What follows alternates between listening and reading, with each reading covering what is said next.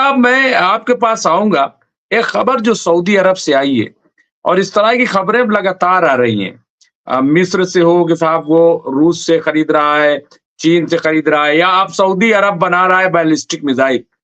Satellite तस्वीरों से underground base का खुलासा। मोहम्मद बिन सलमान का इरादा क्या है? ये आज हेडिंग चल रही।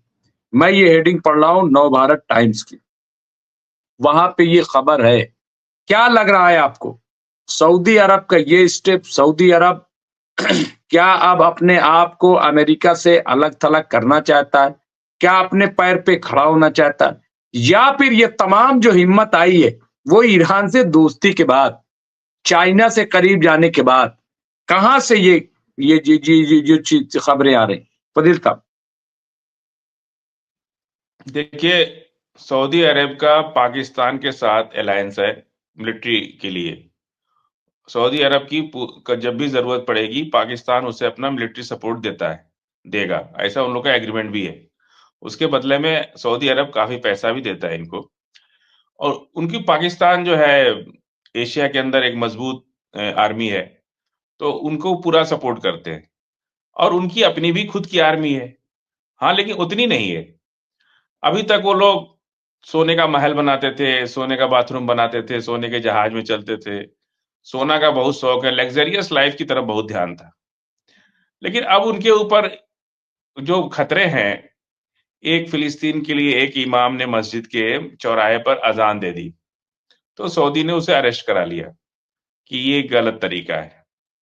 तो सऊदी अरब जो है वो उनको ये डर है। हमास की जहां तक बात होती है ना, तो हमास से लोगों को ये डर लगता है कि भाई कल ये हमारे लिए भी नुकसानदायक हो सकता है। आज हमास फिलिस्तीन के लिए लड़ रहा है, कल कहेगा कि अब जॉर्डन भी हमको चाहिए, क्योंकि ताकत है उसके पास। मिस्र को भी कहेगा कि हमको मिस्र भी चाहिए। इन फ्यूचर अरब जगत के जो ये लोग हैं, इनको ये डर सता रहा है कि हमास ईरान मिल करके कहीं ऐसा ना हो कि हमारे ऊपर भी, हमास अगर ताकतवर हो जाएगा उस पूरे, ना तो इतनी बड़ी ताकत ना जॉर्डन के पास है और ना मिस्र के पास है। तो इन लोगों को ये डर है कि कहीं हमास अगर पावरफुल हुआ, इसीलिए आज इतने साल से ना हमास को ये लोग कभी भी सपोर्ट नहीं करते थे। अब मजबूरी हो गई है कि अब उनको सपोर्ट लेना पड़ेगा। अब हमास की बात, अब देखिए अरब ने उनके यहाँ उमरा करने की छूट दे दी। अरब ने प्रतिबंध लगा रखा था हमास के लोगों को कि आप हमारे यहाँ उमरा नहीं कर सकते। लेकिन अब उनको इजाजत दे दी कि आप उमरा कर सकते हैं। सारे बंधन हटा लिए हमास से। और इंटरनल खबर खुद इसराइल नेतन्याहू ने ये बात कही है कि अंदर से ये लोग पैसे से मदद कर रहे हैं और हमास कर रहा है। और तुर्की को भी कहा उन्होंने, इसराइल ने, कि तुर्की भी जो है उनको मदद कर रहा है। उनके कई एयरक्राफ्ट जो है मतलब गैर इरादतन फ्लाइंग किए हैं। वो कहाँ गए हैं, क्या किए हैं, इसका कुछ खबर नहीं है। लेकिन जो उनका अपना इंटेलिजेंस है उसके हिसाब से उन्होंने ये कहा है कि तुर्की से कई जहाज उड़े हैं और उसी जहाज में पैसा चाहे जो भी उनको मदद दे रहे हैं। तो अब तो नेतन्याहू को भी सच्चाई सामने आने लगी।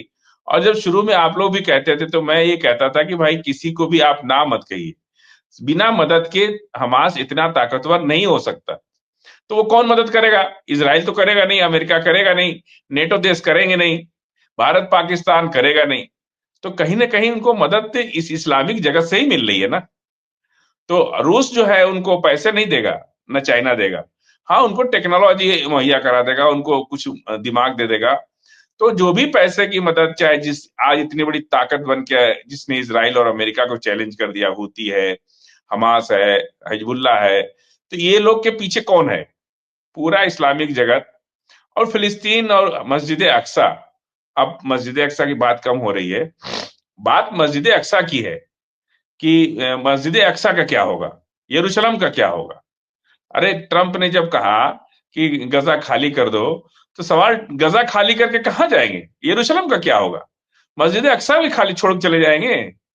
तो इसी की लड़ाई तो कितने साल से लड़ रहे हैं, कितने लोग की कुर्बानी हुई, कितने लोग जो है शहीद हुए। तो ये सारी बिल्कुल। चीजें हैं। और अमेरिका अब पूरी तरह से देखिए, अब बहुत परिस्थितियां बदल रही हैं। नेटो कंट्रीज अगर अमेरिका के खिलाफ होते हैं तो वो ईरान की तरफ आते हैं, या अगर ईरान की तरफ आते हैं तो सैंक्शन का कोई असर ही नहीं रह जाएगा। ईरान और मजबूत हो जाएगा। ईरान और रूस और चाइना पे दुनिया भरोसा कर रही है। हमास पे भी अब लोगों का भरोसा जुट रहा है। अब वो डर नहीं है अरब को कि हमास हमारे ऊपर भी हमला कर सकता है। भाई बगल में ही तो, फिलिस्तीन के बगल में ही अरब है। जब चाहे तब अरब पे भी हमला कर दे, जब चाहे तब जॉर्डन पे हमला कर दे। तो आज इतने साल से, मतलब ये मान के चलिए कि 7 अक्टूबर से पहले हमास को कोई भी लाइक नहीं करता था। इसलिए लाइक नहीं करता था कि भाई ये ताकतवर हो जाएगा तो इसका इशारा हमारे तरफ भी हो सकता है, हम भी इसके शिकार बन सकते हैं। तो आपस में ही लड़ाई शुरू हो जाएगी, फिलिस्तीन अरब की, जॉर्डन की, मिस्र की।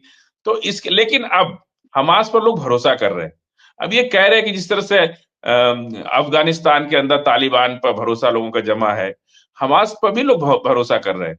अब अरब ने उनको अपने अब हटा दिया प्रतिबंध कि भाई आप आके उम्रा कर सकते हैं, अरब में आके रह सकते हैं। तो ये सब चीजें, एक नया परिवर्तन आ रहा है। अब हमको लगता है कि इजराइल और अमेरिका, यही दुनिया में 2 अकेले दोस्त बचेंगे, बाकी सब एक तरफ हो जाएंगे और अमेरिका अलग थलग पड़ जाएगा, इजराइल भी अलग थलग पड़ जाएगा। और खाली कौन करेगा या आगे क्या होगा। अभी एक चीज तो है कि लड़ाई नहीं होगी, इसकी तो मुझे पूरी बिल्कुल, यकीन है कि बिल्कुल। अब लड़ाई नहीं होगी। लेकिन टेबल टॉक, अब देखिए जबानी जंग बहुत तेज हो रही है। जब जंग होती थी तब लोग नहीं बोलते थे, अब हमास भी बोल रहा है, हुती भी बोल रहा है, ईरान भी बोल रहा है, और नेतन्याहू भी बोल रहे, ट्रम्प भी बोल रहे हैं। तो ये सब चीजें बहुत अच्छी हैं कि कम से कम बोल बोल करके, जैसे हम लोग टीवी पे झगड़ा कर लेते हैं जब, तो जो है वो पब्लिक में स्ट्रेस खत्म हो जाता है। वो पब्लिक इसी बात को कर लेते हैं, अरे कैप्टन साहब ऐसे बोले, फजील साहब ऐसे बोले, मुमताज साहब ऐसे बोले। ये चर्चा करके लोग, एग्रेशन जो अंदर का गुस्सा है ना, वो मनोरंजन में बदल जाता है। एक अच्छी चीज है। इसके लिए तो मोदी जी को हम लोग बधाई देते हैं। और भारत के अंदर नहीं, लेकिन जो लेकिन है, लेकिन फजील साहब, कैप्टन साहब, दोनों के लिए मैं आपको बताऊं, देखिए, एक दोस्त नाम से मैं स्क्रीन पे दे दूं, ये देखिए, ये आईडी है, और ये इन्होंने लिखा है, न्यूयॉर्क से हैं, वहां पे इस वक्त 12 बजे हैं। उन्होंने लिखा है कि एमएमसी लाइव का इंतजार मेरे सभी को वर्कर्स बहुत बेचैनी से करते हैं हर रोज। यहाँ न्यूयॉर्क में 12 बजे हैं। ये आप देखिए, ये और इस तरह से मैंने अमेरिका से भी, लंदन से, बर्तानिया से भी, दोपहर का 12 तो बजे जी, जी, जी, जी। तो इस तरह से बहरहाल जुड़ते हैं। मैं सबका शुक्रिया अदा करता हूँ कि तमाम लोग, और वो तो हमारे जो राजा सिंह राजपूत साहब हैं, वो तो कहते हैं कि पक्का जो है मोसाद और तमाम एजेंसियाँ इस चैनल को ज़रूर देखती हैं। तो बहरहाल मैं इनका शुक्रिया अदा करता हूँ। बिल्कुल। अरे एक मिनट और कैप्टन साहब, एक मिनट मुमताज भाई, हम तो कैप्टन साहब के बाद नहीं बोलना चाहते, हम लोग के सदर हैं ये। लेकिन एक बात चूंकि अब बोलना चाहता हूं मैं कैप्टन साहब की इजाजत से। देखिए कैप्टन साहब, हम एक एक 40 साल के बाद एक फिलिस्तीनी नेता छूट के आए हैं, जो नाम मुझे अभी याद नहीं पड़ रहा उनका। तो वो क्या थे, डिप्लोमेटिक लीडर थे। वो बातचीत के माध्यम से बातों को हल करना चाहते थे, और कभी उन्होंने हथियार नहीं उठाया। उनको 40 साल से बंद करके रखा इजराइल ने। और यासिर अराफात साहब तो बिल्कुल पीस की बात करते थे, वो तो टेबल पे ही बात करना चाहते थे। और उन्होंने जा करके यूएन में एक रिवाल्वर लेके गए परमिशन के साथ, और एक जैतून का पौधा लेके गए, कि बोले कि हम पूरे फिलिस्तीन में इसको लगाना चाहते हैं, ये पीस का पहचान है, और नहीं तो फिर हमारे पास ये बंदूक उठाने के अलावा दूसरा कोई रास्ता नहीं बचता है। तो ऐसा नहीं है, इन लोगों ने भी काफी लंबे, लेकिन इजराइल जो है आज 3 के बदले 300 छोड़ रहा है। ये भी तो देखिए ना, बड़ी कुर्बानी के बाद कुछ गन्ना जब खेत में बोना पड़ता है तो उसे टुकड़े टुकड़े में काटना पड़ता है, फिर जमीन में दबाना पड़ता है, और एक लंबे इंतजार के बाद गन्ना जब बाहर निकलता है तो रस भी देता है, चीनी भी देता है, पैसा भी देता है।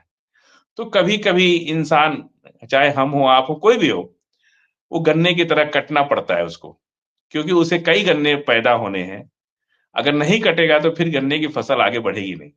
तो आप भी किसान के बच्चे, आप जानते होंगे कि गन्ना बोने के लिए पहले गन्ने को पीस पीस में काटना पड़ता है, तब उससे रस भी मिलता है, पैसा भी मिलता है, गन्ना भी होता है, फसल भी, खुशहाली भी आती है। तो ये कुछ जो कुछ भी हुआ, हम ठीक है, उसमें इजरायली नागरिकों का भी कोई कसूर नहीं था। लेकिन बहुत जिनको 3,000, जो 2,000 1,000 रोज छोड़ रहे हैं, उनका भी तो कोई कसूर नहीं था। किसी ने 2-4 पत्थर मारे नहीं मारे, उसको उठा के डाल दिया आपने।